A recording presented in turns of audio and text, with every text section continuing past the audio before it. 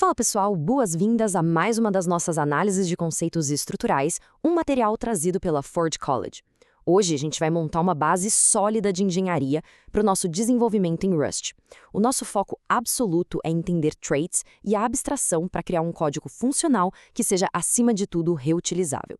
Imagina que a gente está olhando para uma patente de engenharia. Sabe? Aquele fundo de papel bege, traços de tinta laranja marcando estrutura?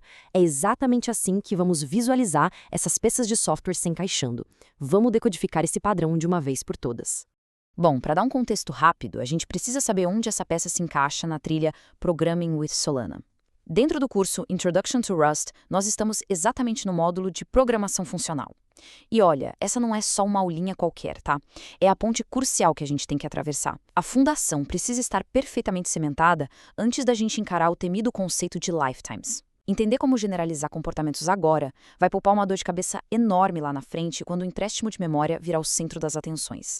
E isso nos puxa direto para o que consolidamos na última exploração sobre closures e funções de alta ordem. Lembra daquela frase-chave? Closures capturam o ambiente e implementam implicitamente a família de traits FN. O conceito é absurdamente poderoso, mas traz um desafio de arquitetura bem chato. Como as closures são tipos anônimos por debaixo dos panos, tentar gerenciar ou passar isso adiante num sistema maior acaba gerando um código gigante e repetitivo. A gente precisa de um jeito de padronizar isso. Uma forma de expressar algo que transforma dados sem ter que duplicar o código inteiro. Então, a nossa planta baixa para resolver isso hoje tem 5 passos. 1. O próximo passo funcional. 2. Traits como contratos de comportamento. 3. A ponte das blanket impulse. 4. Genéricos versus objetos de traits. E 5. Refaturação e próximos passos. Vamos nessa! Começando pela primeira etapa, parte 1. O próximo passo funcional, onde a gente entende a necessidade de padronização. Olha só, quando a gente constrói sistemas distribuídos ou smart contracts, precisamos passar lógicas para lá e para cá o tempo todo, certo? Não dá para escrever uma função isolada para cada tipo de dado que a gente quer transformar. Precisamos de um adaptador universal. E é aí que os traits entram em cena e brilham no Rust. Um trait é basicamente um comportamento com nome. Ele garante que várias implementações concretas sejam aceitas por uma única interface. Pensa no trait como aquele contrato definitivo de engenharia na obra. É um documento super estrito dizendo o que a peça tem que fazer. E o compilador do Rust é aquele inspetor de obras chato pra caramba. Se o contrato diz que a estrutura aguenta 100 toneladas e a implementação não tem um método idêntico, o inspetor embarga a obra. A compilação falha na hora, sem exceção. E isso nos leva à parte 2, traits como contratos de comportamento. Vamos ver como a gente redige isso na prática. Aqui a gente vê a sintaxe certinha no nosso projeto de engenharia, desenhada ali em tinta laranja. Primeiro, a gente cria o bloco usando a palavra-chave trait transform. Lá dentro, declaramos uma assinatura genérica fnapply, que recebe uma referência ao próprio self e um número inteiro i32, e retorna outro i32. Esse é o contrato.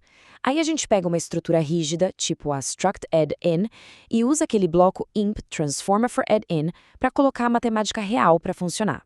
É limpo, vai direto ao ponto e cria nossa linha de base para padronizar as peças do nosso software.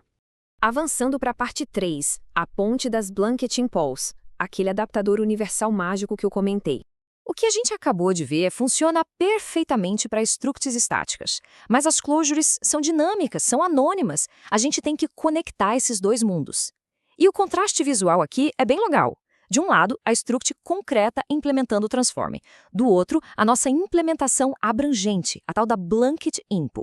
A sintaxe impl, transform for f, where f as if fun, diz para o compilador agir exatamente como aquele adaptador universal. No fundo, a gente está falando para o Rust, olha, qualquer tipo, até uma closure sem nome, que tenha a assinatura certa, deve cumprir o contrato transform automaticamente, fim de papo, sem escrever mais código para cada closure. Uma regra só cobre todo o universo de funções anônimas. Uma baita mão na roda. Agora o bicho pega. Parte 4. Genéricos versus objetos de trait. A hora de tomar a decisão mais crítica da nossa arquitetura. Colocando na balança, de um lado a gente tem os limites genéricos, representados por um T. Isso usa uma parada chamada monomorfização. Basicamente, o compilador gera cópias mega eficientes para cada tipo debaixo dos panos. O resultado? Custo zero em tempo de execução. Genial, né? O único probleminha é que o tamanho do binário dá uma engordada. Do outro lado, a gente tem o box da InTrade, o famoso objeto de trade. Em vez de cópias estáticas, ele usa ponteiros e dispatch dinâmico para achar função em tempo de execução. E a gente sabe, quem desenvolve sistemas tem calafrio só de ouvir a locação de heap desnecessária. Mas o box te dá flexibilidade total se você precisar misturar tipos diferentes na mesma coleção.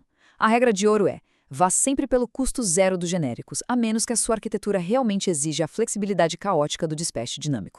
Finalmente, chegamos na parte 5, refatoração e próximos passos. Como a gente usa isso no nosso dia a dia? Beleza, a teoria a gente já pegou, mas como a gente aplica no código? Hoje em dia, usar IAs para ajudar nessa refatoração baseada em traits dá um boost absurdo na produtividade, desde que o seu processo de validação seja rigoroso. O fluxo ocorre em 3 passos. Passo 1. Dá um prompt cravado para a IA, pedindo a refatoração mínima, criando o trait, a struct e a blanket imp. Passo 2, e esse não tem choro, rodar tudo localmente. E nada de silenciar os avisos do compilador, hein? Passo 3 é engenharia real. Validar o ownership. Você tem que ter certeza absoluta de que não tem nenhum ponto clone inútil voando pelas variáveis que a Clojure capturou. O compilador do Rust sempre pega os erros de memória, mas ele não tem como saber se a lógica que a IA gerou está fazendo o que deveria. A responsabilidade da correção matemática do código ainda é 100% sua.